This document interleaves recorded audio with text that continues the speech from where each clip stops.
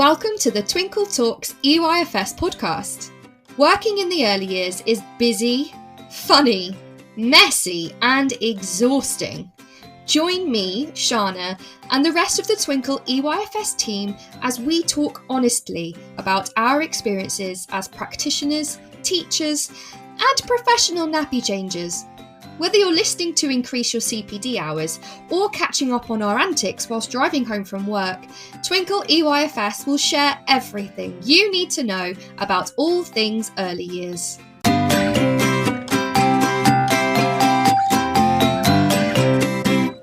Hello, wonderful listeners. It's great to be with you again. Welcome to another episode of Twinkl Talks EYFS, and we've got quite an interesting topic to talk about today.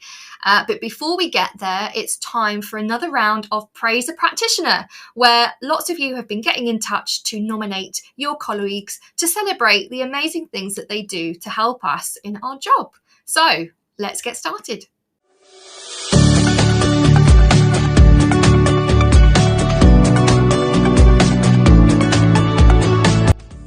This week, we'd like to celebrate some of you. So first up is Lauren Anne Marie, and we'd like to give a big shout out to you because she did an amazing bee activity with her children this week. She says, I found an amazing big bumblebee, and after a week of learning about bees and their importance, it was wonderful for the children to see up close. We gave it some sugar water, popped it on a flower and watched it fly away happily. Well done for bringing your children such an amazing experience, Lauren. Next up, we have Holly Wardby. It's her birthday, and all the children she cared for were amazing. She says it really made her day a good one. Plus, I was very lucky to receive some amazing little gifts from them. Happy birthday, Holly. And last but certainly not least, we'd like to celebrate Kim Scott and her team because she got through Ofsted. Well done, Kim and team. I'm sure you did amazing. That's it for this week's Praise a Practitioner. Tune in next time to celebrate more of your amazing colleagues.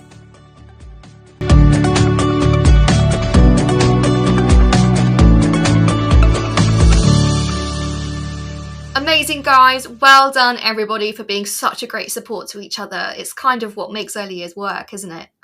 So it was lovely to hear those super shout outs.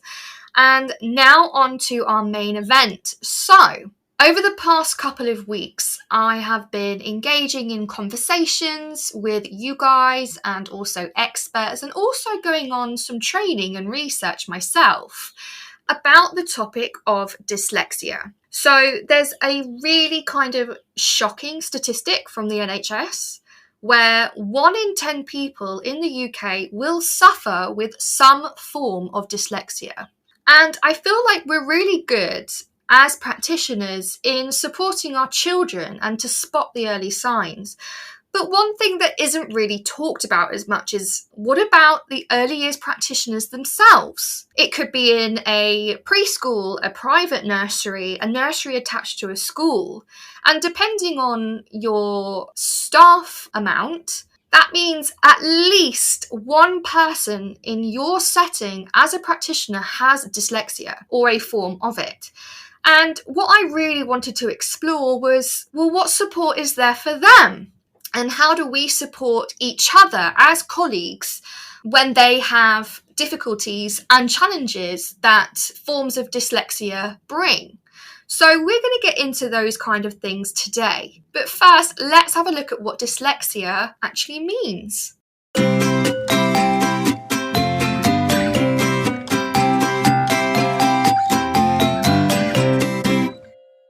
So I've had a good look at a couple of things online on the NHS and also people's experiences and research as well. And we'll first look at the definition of dyslexia.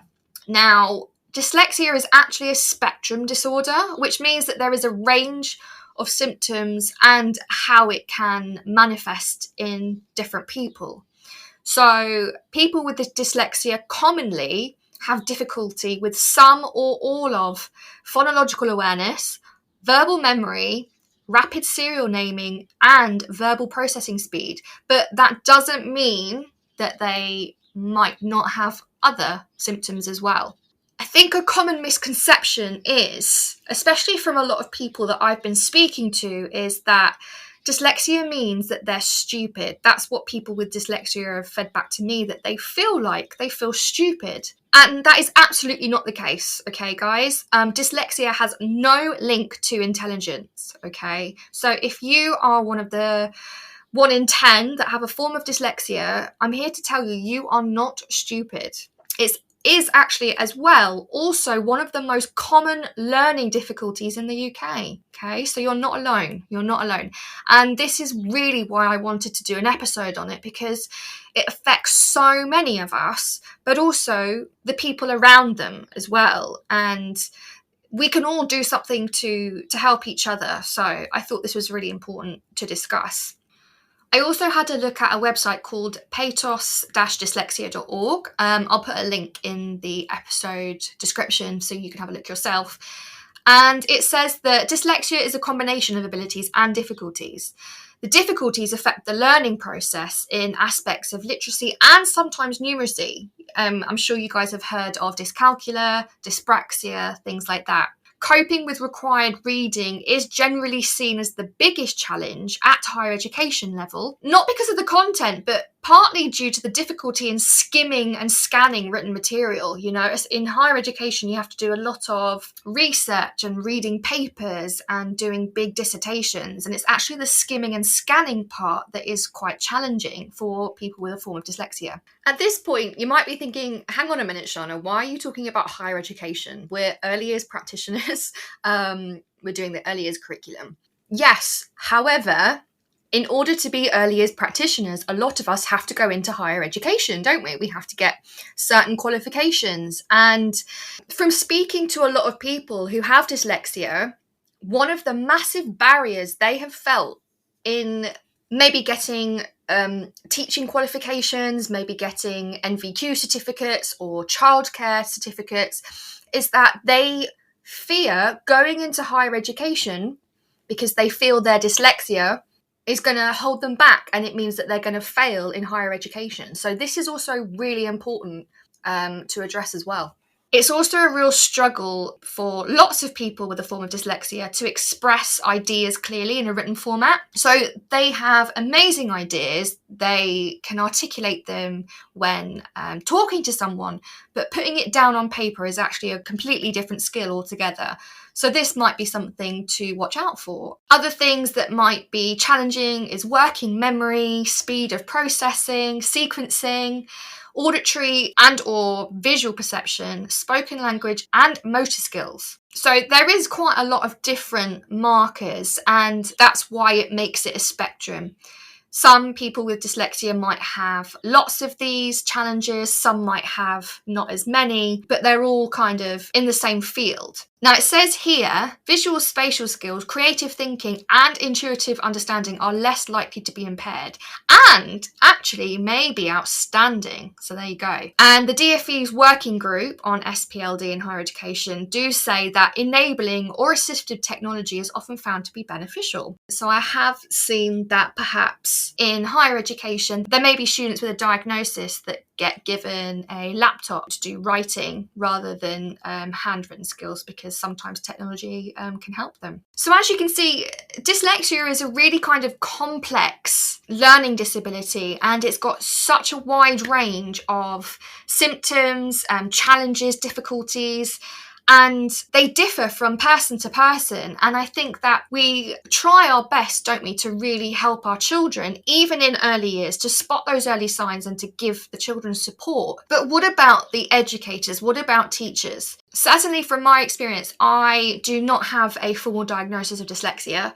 I don't really feel like it's something that's talked about as much for staff. You know, we talk about spotting the signs and supporting children a lot, but what about our colleagues? And I had a colleague who has dyslexia. We tried our best to support her, make her feel supported and also not ashamed. A lot of people that I've spoken to that have a form of dyslexia often feel a lot of shame. And I can see that it's because, you know, as a teacher, you are expected to, well, get everything right, isn't it? It's like this perfectionism. But that includes things like reading, writing, spelling, punctuation, grammar, all the things that as somebody with dyslexia is going to naturally struggle with. And so they feel ashamed. I'll go into a little bit more detail later with some of your comments from people who have dyslexia and are educators, but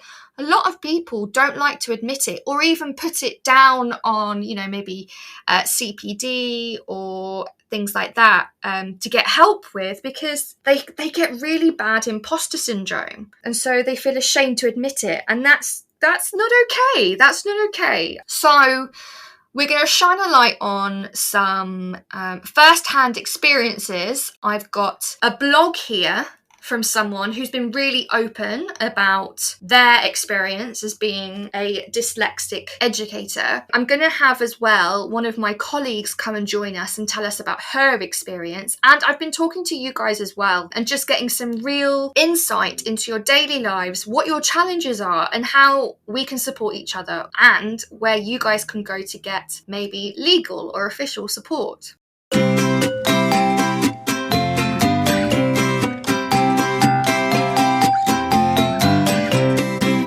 So I've got a blog here. It's called Gift of Being Dyslexic Teacher by Matthew Friday. And it's really interesting. I'll put this one in the episode description as well, so you can go and read it yourself. So Matthew kind of really lays out some of the challenges that he faces as a dyslexic teacher.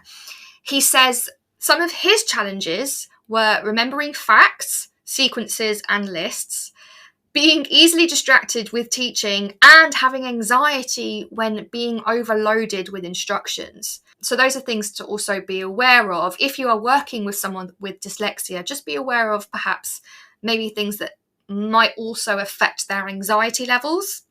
And he also lists some of his coping strategies, which are using spell checkers and proofreaders for everything, writing everything in a notebook before I forget and become anxious, and layering his lessons with prompts so that I can remember the sequence and the content. So there are some really good coping strategies here that I think, might benefit others as well.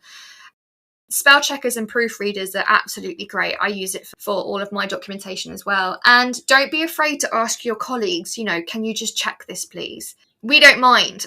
With my colleague who had dyslexia, she would come to me if we were making a display or doing documentation. She would always give it to me and say, Shána, can you just read this for me? Absolutely. Of course I can. Not an issue. We're here to support each other. So I will happily read over your things if you feel like, if it supports your mental health and your anxiety, not a problem whatsoever. Layering my lessons with prompts is such a good coping strategy there, because not only does it benefit you've got a little piece on a presentation or on a notebook clip that reminds you of kind of what the slide is about or what that piece of work is about, but it also helps the children as well. There'll be children in your class that they will really benefit by seeing that, and it's a really good strategy to use for everybody. Now, he also lists some benefits for being a dyslexic teacher, and there are absolutely loads. And I really wanted to include this because it's easy to focus on the challenges and the difficulties and look at how to support them, which is equally important, absolutely. But there are also some really good things that come out of being a dyslexic teacher, and why we need more dyslexic teachers in the education system. And he outlines why. He says it gives him valuable insights into the challenges students face with literacy. Absolutely. He knows where they're coming from and he can see their struggles because he's been through it. He has the motivation to pay particular attention to the children who find paying attention difficult, the ones who are daydreaming or distracted, things like that. He understands why, and he's got that motivation because he might know some ways to help them. He's got the desire to devise special strategies and activities for students, which he can pass on to parents too. And this is such a unique perspective because he'll be able to try them himself and really honestly say to the parents, look, this worked for me, this didn't work for me, but try them. Here are some strategies. He also says that he has the impetus to educate parents and even deal with their own learning needs. Most of the dyslexic students he's taught have at least one parent who admits to having similar problems. And that's a real big barrier, isn't it? Because Parents might see that their child may have a form of dyslexia or a learning need, but there's so much anxiety about how to support them, and they might even have a learning difficulty themselves. So to have a teacher, to have an educator who understands exactly what they're going through from a teacher's perspective, but also from a student perspective as well, they can not only help the child with education and their mental health and anxiety levels, but they can support the parents too from a first-hand perspective. It says it also gives him the chance to show children that some of history's greatest artists, leaders, and inventors were dyslexic, and this helped him relieve some of the pressure and shame that not he only felt, but students feel. Absolutely. I think it's really important for children to see that just because you have a form of dyslexia, it does not mean you're going to fail at whatever you do. And this is a prime example of why we need more dyslexic teachers in the profession, and to be open about it, you know, and it gives children a role model. Just like with anything, you need a few adjustments here and there to make you the best that you can be, and you can still do the job just like anybody else. And it's really, really, really important for our children to see that, not only in their homes, from their parents and their families and their carers, but in their education as well. Yes, there are teachers that have dyslexia, and look at them go. And that will be really good for children's self-esteem as well. He says having dyslexia also gives him the urge to make sure that his lessons have a visual element, which is useful for all learners, not just children with a form of dyslexia, but also children who English might not be their first language. Maybe for children who have autism. Many different people could really benefit. And this is the one that I love the most. He says it gives him the ability to prove that, like me, you can have dyslexia and still be a prolific reader and writer. Absolutely. It's a bit what I've said about before about being a role model, but it's to show that yes, you might need some adjustments, you might need some support, but you can still read and write just as well as anybody else. And I think that's really important, not just for your self-esteem, but to show educators and children alike that having a learning difficulty doesn't mean that you're going to fail.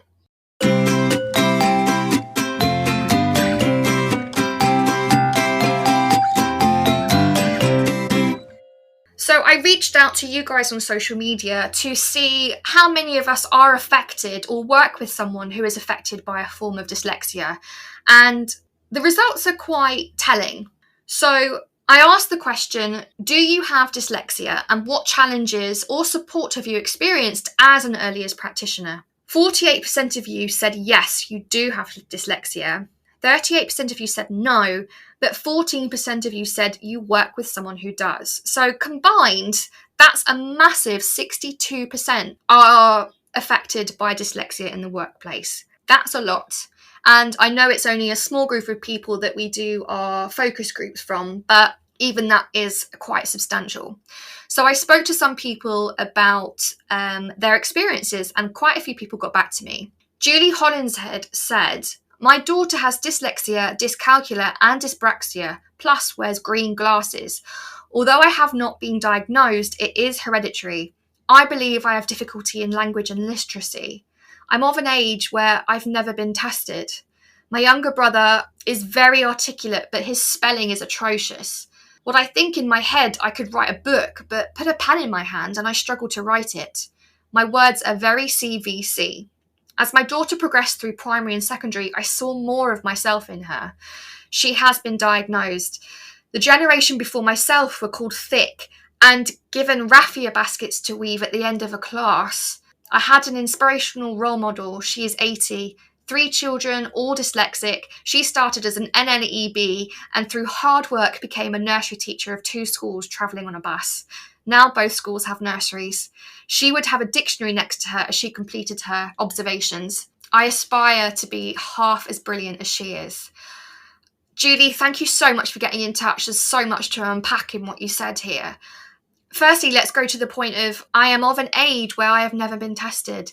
This has been so true for a lot of you who have got in touch. It seems like a few decades ago, dyslexia just wasn't something that was on the radar and wasn't really picked up unless it was severe. And that is such a shame, because a lot of you have got to adult age and you're teachers now, and you haven't even got a formal diagnosis to then get support with. And with a lot of things, it does unfortunately mean that if you don't have a diagnosis, you're not likely to get official support, which is really, really sad. And I'm sure there's a generation of people who have dyslexia that feel like they've missed out, and that's not okay. And it can also be quite traumatic to start the process as an adult to get a diagnosis.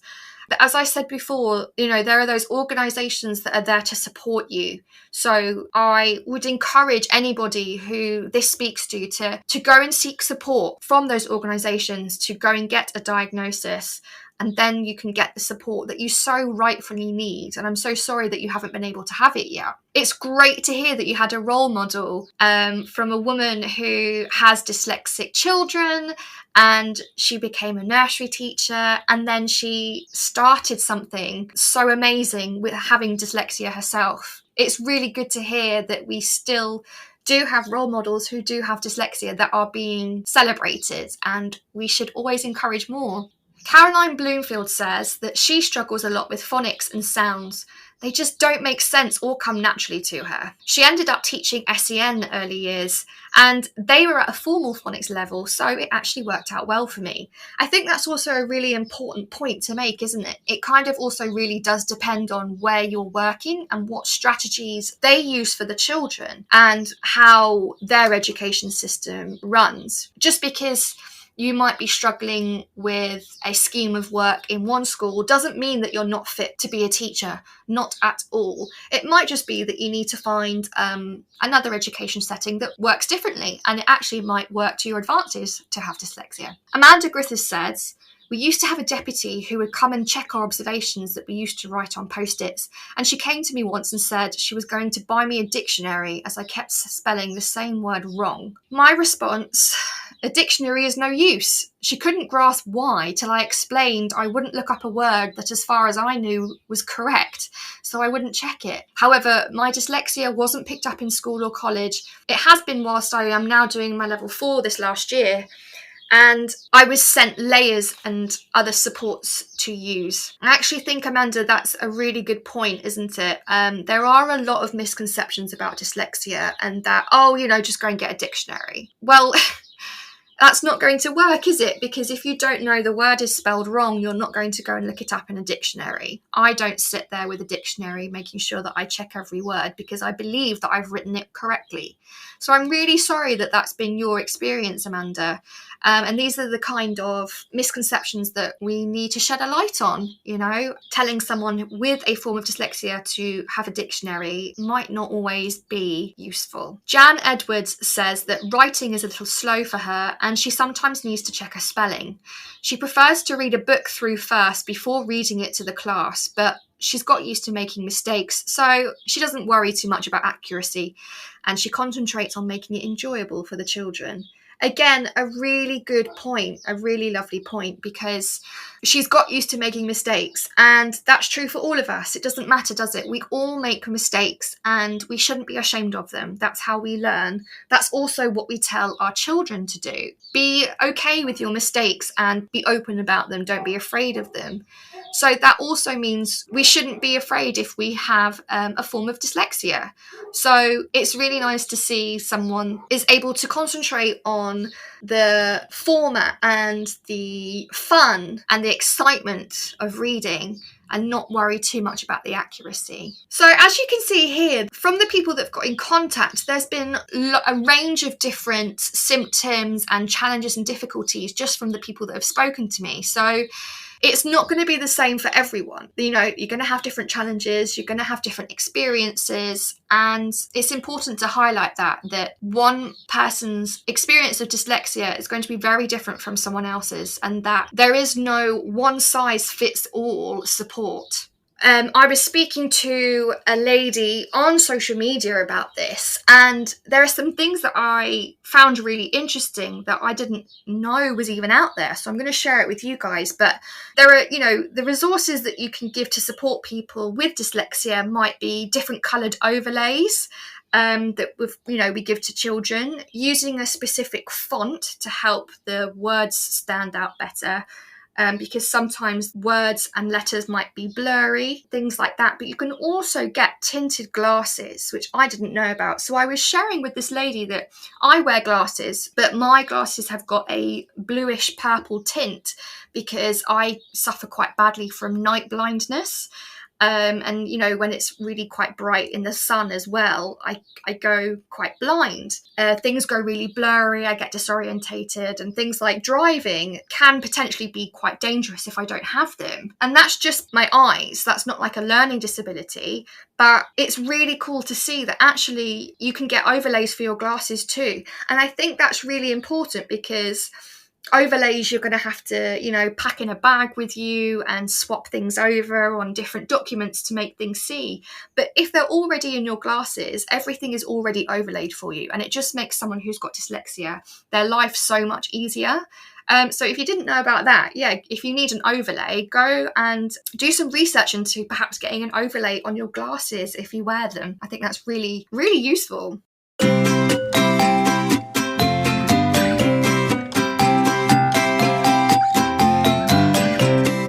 I've got here as well a wonderful colleague called Kelly Harris. You might know her from being a marketer for Twinkl parents. And we were having a chat the other day, and she was an early years practitioner as well, but she also disclosed to me that she has dyslexia.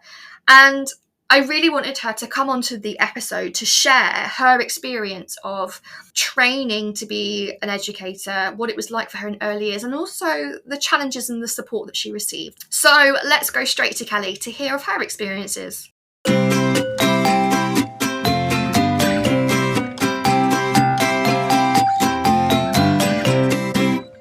So we've got the wonderful Kelly here today. Thank you so much for joining us. You're welcome. Kelly is one of the members of the parents team, so you might have seen her on social media and also blowing up the newspapers. Apparently, Kelly, you're starting to get famous in those newspapers. I know, right? Yeah, they are loving parents, love the hacks, and just people in general love the hacks. They either love them or they hate them.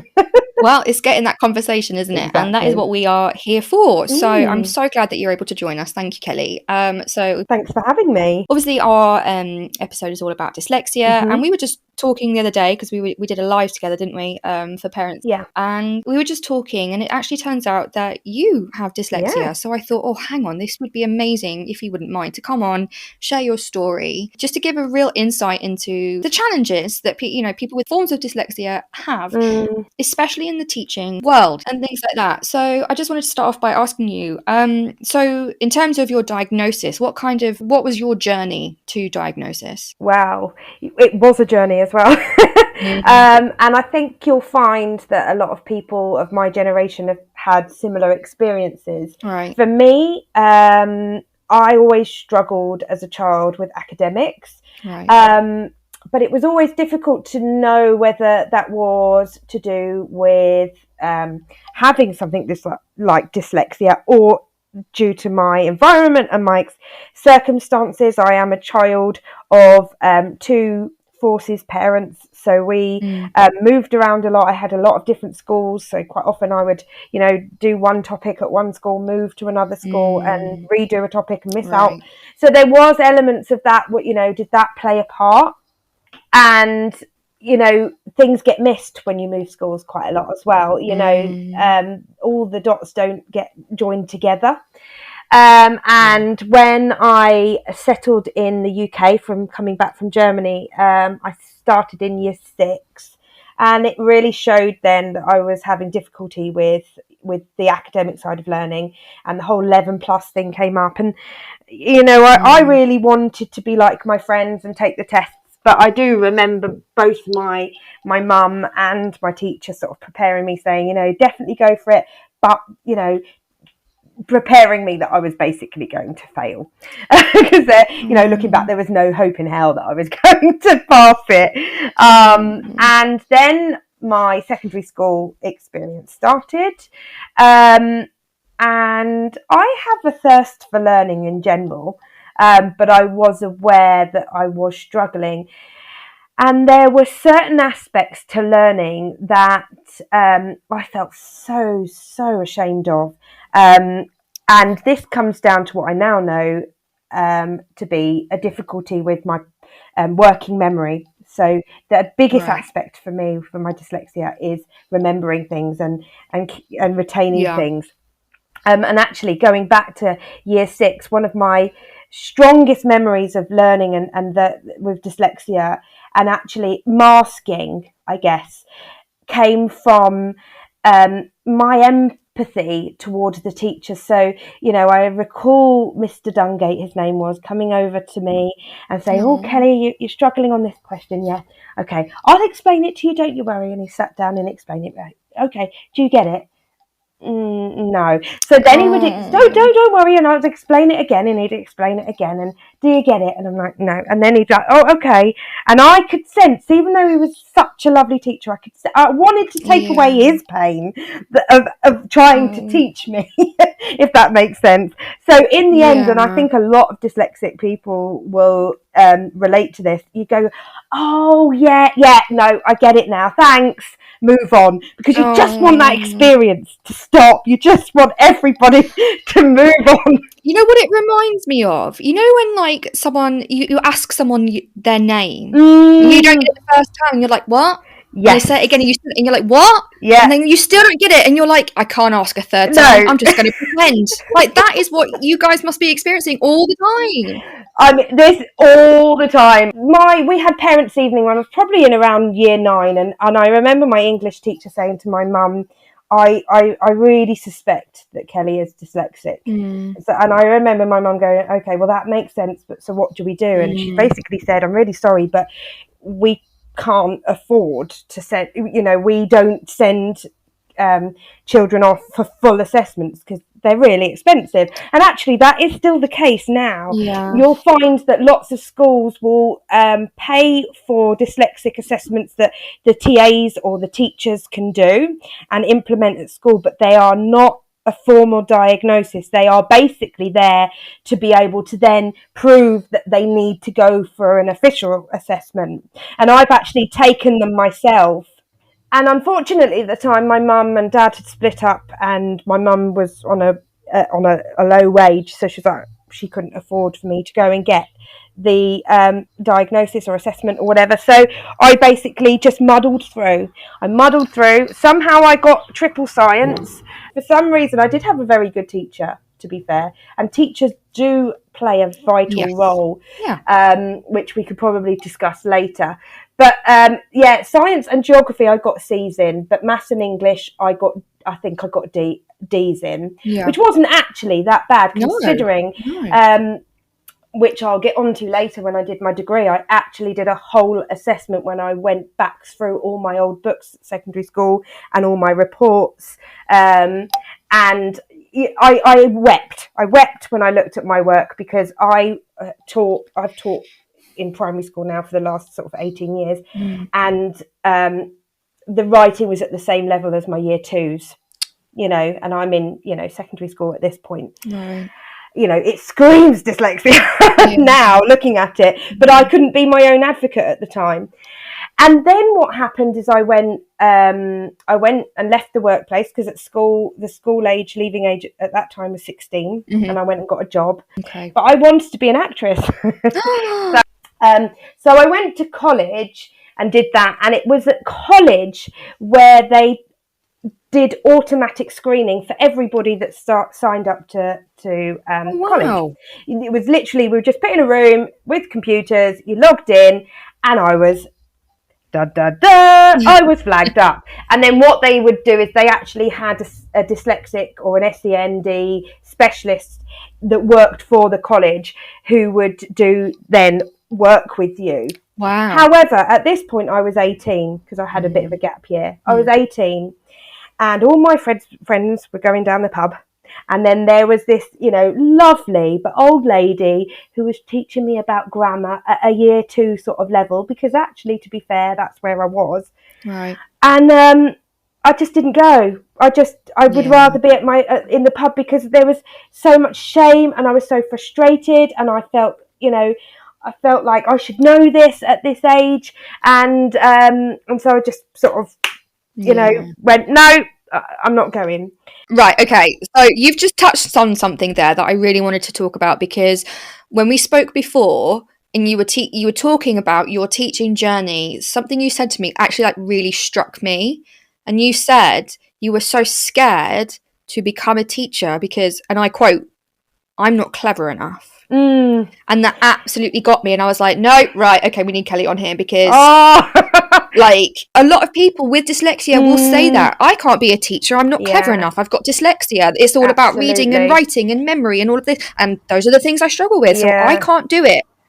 And unfortunately, the way our education system is from top down, it does give you that sense. In fact, we as teachers, because of the top down approach, do have to sort of enforce that to a certain degree, because, it is very assessment heavy.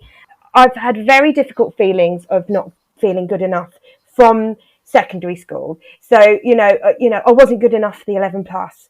I wasn't good enough because I didn't pass my GCSEs. I wasn't good enough because I didn't go to a grammar school. And then, I went into the education system, and then it was, oh, I'm just a TA. I'm just this. And so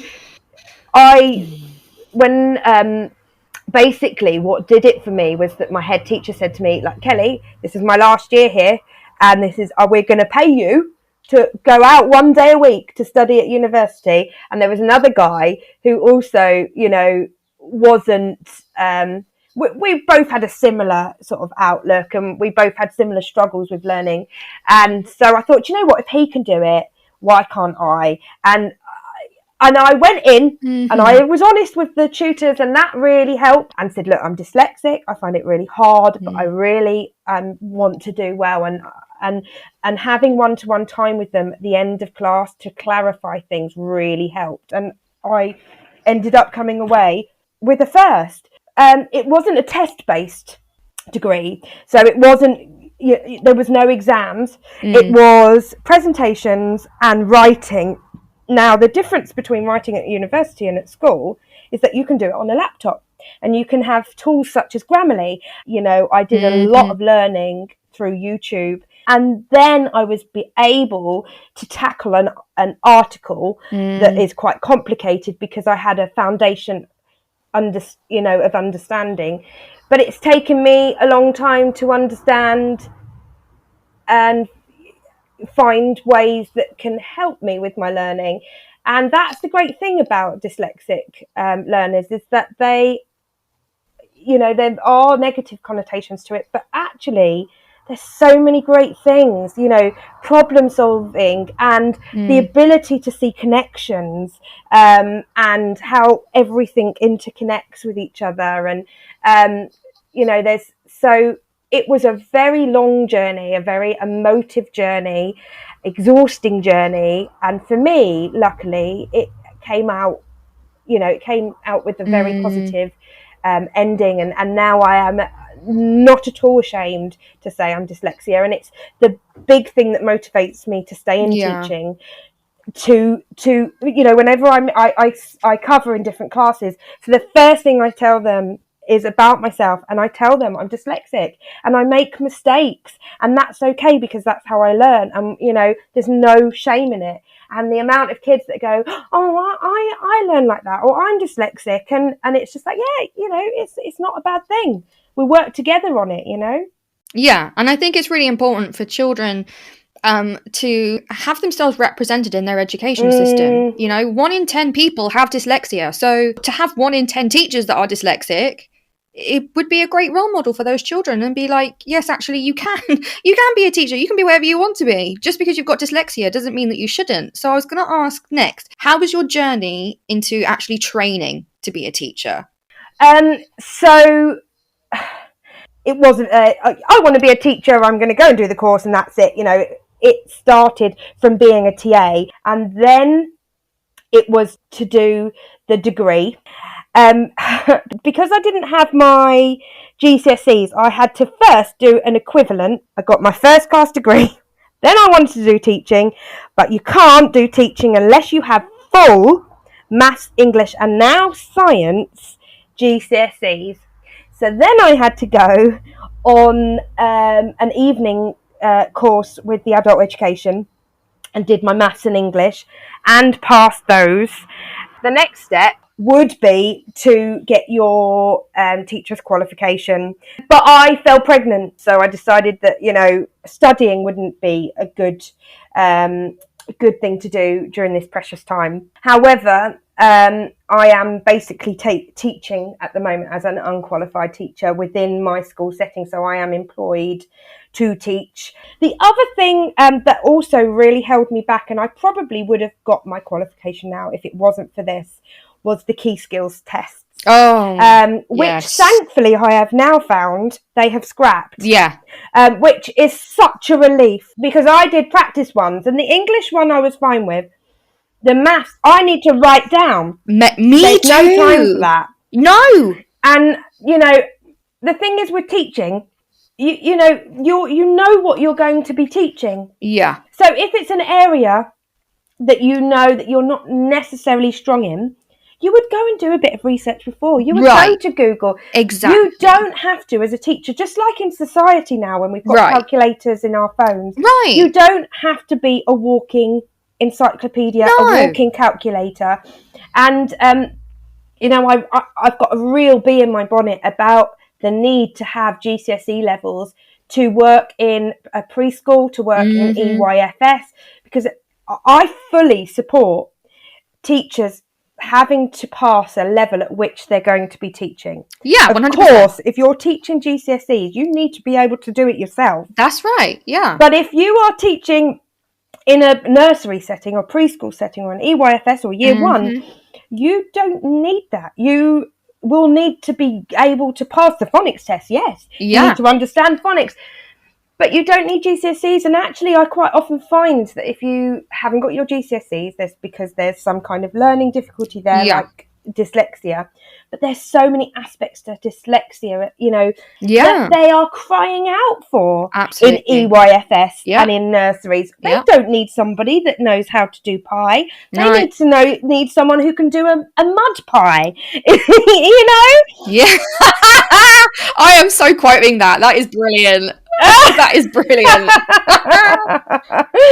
And I had a conversation with a guy who owned a nursery whilst I was dog walking on exactly the same thing. He said it's so frustrating that he sees some amazing potential come in, but they haven't got the GCSEs, and he has to turn them down, and it's just madness. I've proven over and over and over again. I did the equivalence. I did a college. I did the equivalent test. I did the degree. I retook the GCSEs, and then it's the key skills test, and all of it was. I just felt like I was hurdle after hurdle being punished, and I'm like, I'm already teaching, and I'm already doing a storming job at it. Right, and it's more than just the learning disability, isn't it? It's about mental health as well. It's never, ever in isolation. It's, yes, you have this struggle, you have this challenge, but how that affects your mental health as well. Like you said, how traumatic it was, even just going back into the classroom, revisiting all those things that you felt you struggled with at school, you were then suddenly back in there. Yeah. And, that's a massive impact. And so far as you actually quit because of it, Oh, yeah, yeah. And yes, of course, we definitely need more, or I believe we need more support in the education system for dyslexic practitioners in terms of the learning disability, but also your mental health as well, because that it made you quit. You are not going to be the only one that has made that decision. And like we've discussed before, it's actually so bad. There is such a lack of support that people aren't even going into the profession. And that is, for me, such a red flag. And something needs to change. Being an educator, how has dyslexia affected you teaching, you being in the education system in good and bad ways? What are the positives and negatives having dyslexia in the education system? So let's start with the negatives, because I like to end on a positive. Yeah. The negatives are things like the organisation aspect of it, the planning, trying to multitask, because as you're aware, teaching, there's a lot of things that you have to multitask, for example, meetings and things like that. So coming up with a way that suits you to organise that and organise your brain. That can be a difficulty. Also, a difficulty for some, particularly if you're not as far advanced with your sort of acceptance as I am, is just, you know, feeling inadequate and that feeling of comparing yourself to other teachers and not feeling good enough. And actually, if you start talking to people, everybody has their own insecurities in some area, and it does help.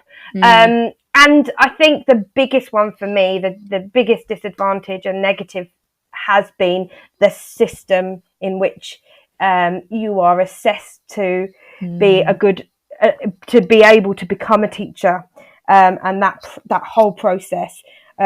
Luckily, it's getting better because the government are starting to do more and understand more about dyslexic learners and how many of us there are, and also scrapping things like the key skills test and stuff like that. So they're kind of the negative sides, but the positive sides is that your brain is so wired for teaching, and that connection with your students and that ability to understand those that are disadvantaged, which are, let's face it, the ones that need us the most, and understand the ability to support those and be able to get into their brain in a way that some others can't. And, you know, the positives are the creative side of things, you know, being able to see links, you know, like how can I link this maths lesson into the next art lesson and things like that. And I just feel like in education, in terms of teachers, we need to see diversity. We need those clever people. We need those creative people. We need people that have got different types of brain so that we can all connect at some point with a child. Right.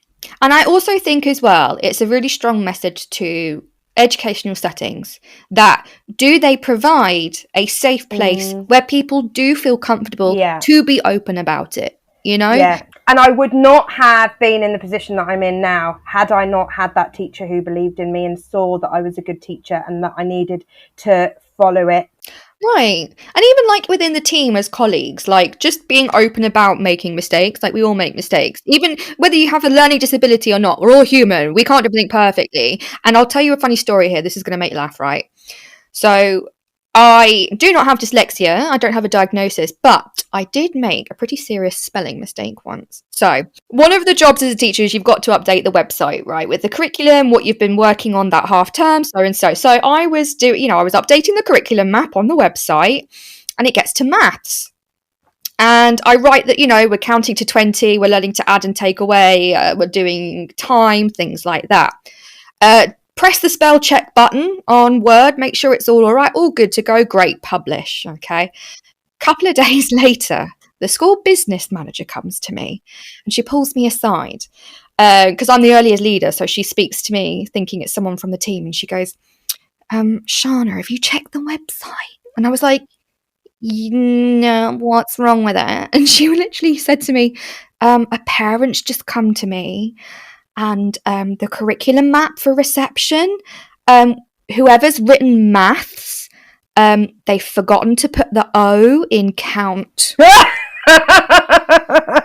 And I was horrified. And I was like, but I spell checked it and everything. Why didn't it come up? And she was like, Shána, it's because it's a word. It wouldn't come up, would it? And I was horrified. I was like, oh my God, I've just put a horrendous word on the website. But the parent was so good. Like they didn't, you know, they weren't horrid about it. They just quietly spoke to the school business manager and they silently took me aside. And I was like, I'll change it immediately. I'm so sorry. But, you know, I laugh about it now, but I was mortified that I'd even done that. And even as parents, I would say, you know, if you do spot things like that, where, you know, in a parent email or on a notice sign, it's okay to bring it up. Because yes, of course we do want, you know, if kids are going to see it, to have this, but do it in a respectful way. So look, just to let you know, because otherwise that can be really upsetting. Yeah. There you go. Well, it's been amazing. I'm so glad that you've been able to speak to me. You've got your lovely daughter in the background who's clearly dying for your attention. I've taken you away. Okay, listeners, you can't see this now, but her dog has gone crazy. Through the bin. The bin is all over the floor. I've got a handful of melting chocolate that my child gave to me midway through this podcast, and it has melted. And my child has no clothes on. So this is real life. This is real life. Exactly. No. But thank you so much for taking the time to come and speak to me, despite all of the things that you've got going on. And I know our listeners are really going to value your insight. So thank you, and I'll let you get on to being mummy, shall I? Thank you, Shána. You have a lovely day.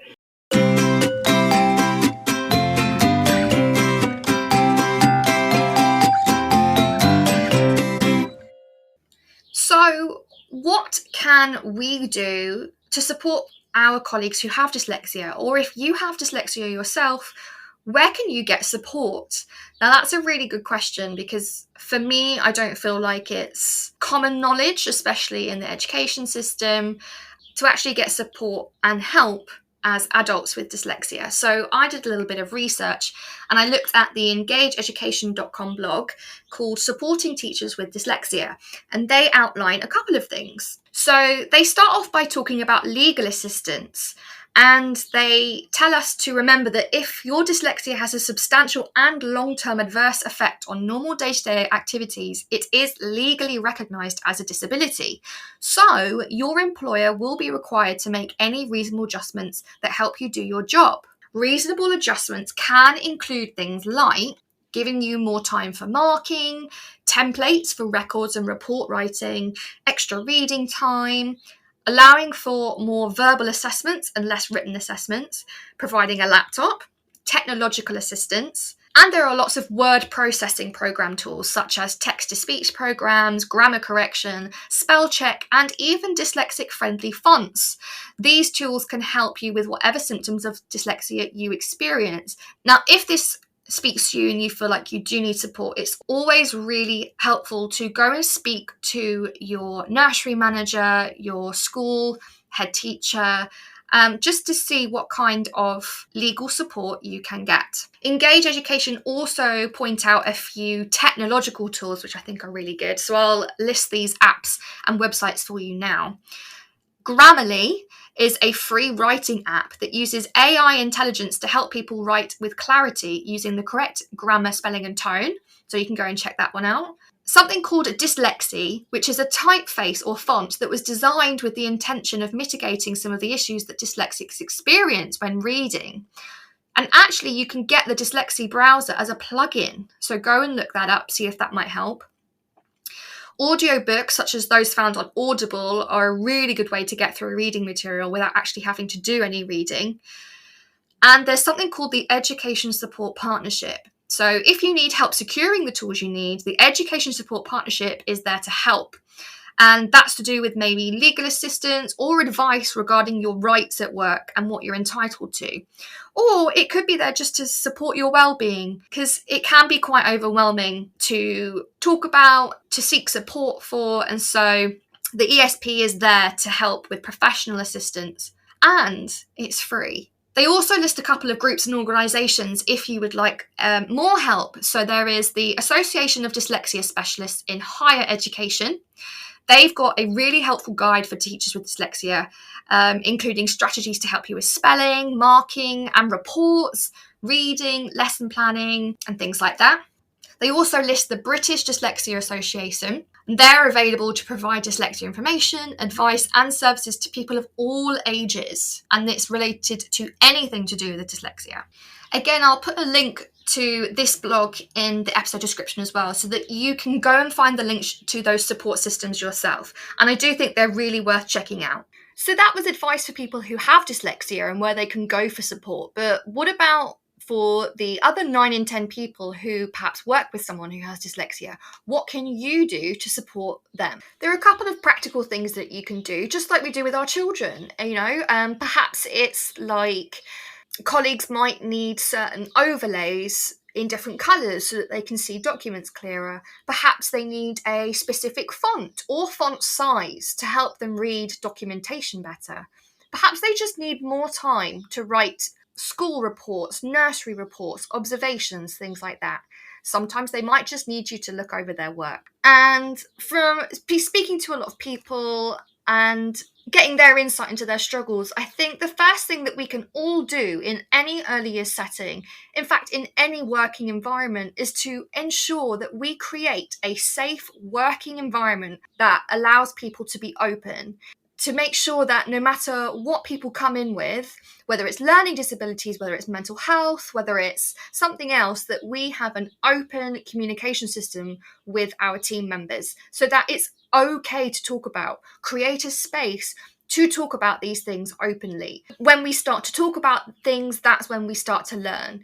And to be able to create a safe space for dyslexic colleagues to say, look, I struggle with this. Can you help me? I think is a really good starting point. Especially as well, because dyslexia is such a spectrum disorder, it's not going to manifest in the same way for different colleagues. So it's always best to just ask and say, look, I know that you've got this diagnosis, but I know that it's a spectrum and it can affect people in different ways. What do you struggle with and how can I help you with that? I think it's really important to show that we care and to reach out and not wait for someone to quote unquote admit that they have a challenge and that they need support. It should be really the other way round.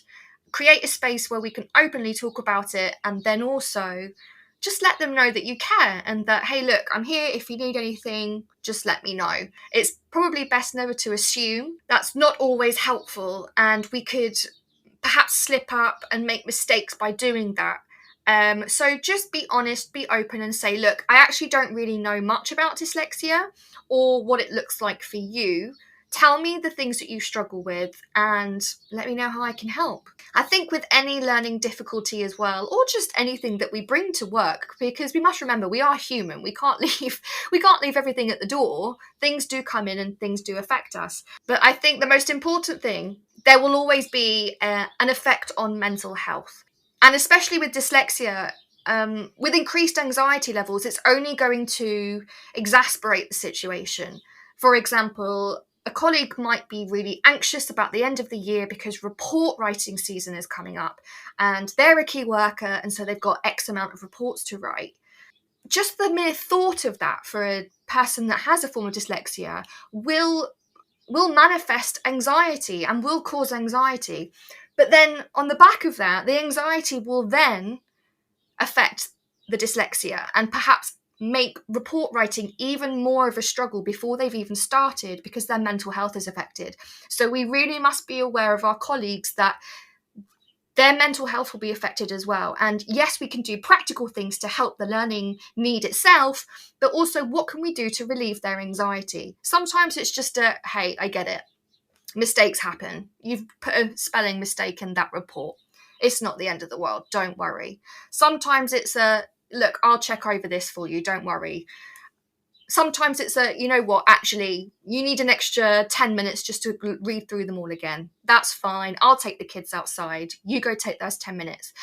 And I know it sounds like really small things, but those small things make a really big difference. And we must always remember that our workload and our mental health are really important and do go hand in hand. So when we are supporting our colleagues with the dyslexia itself, let's also remember to look after their mental health too.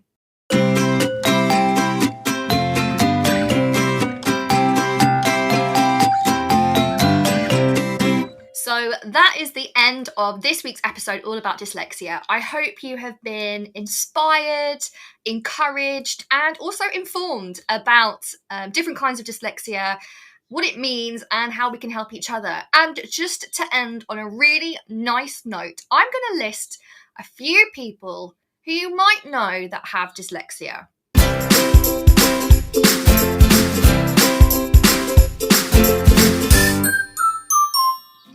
Maggie Adarin Pocock, the astronomer from The Sky at Night, Hollywood actor Orlando Bloom, Richard Branson, Tom Cruise, Leonardo da Vinci, Walt Disney himself, Jim Carrey, Albert Einstein, Sally Gardner, Whoopi Goldberg, a A couple of presidents, John F. Kennedy, George Washington, and George W. Bush. Keira Knightley, John Lennon, Jamie Oliver, Pablo Picasso, Steven Spielberg, and Holly Willoughby.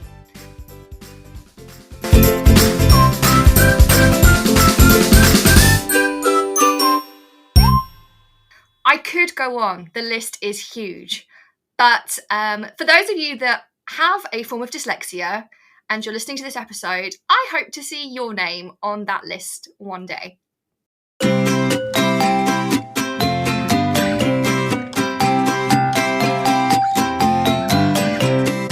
So that's it from today's episode. Thanks so much for listening, and I hope you really enjoyed it. If you would like to get involved or would like to know more, come and find us on our social media sites. We have a Facebook, Instagram, Twitter, Pinterest, and TikTok account. All of the details will be in the description. And whatever you're doing, I hope you have a great day today.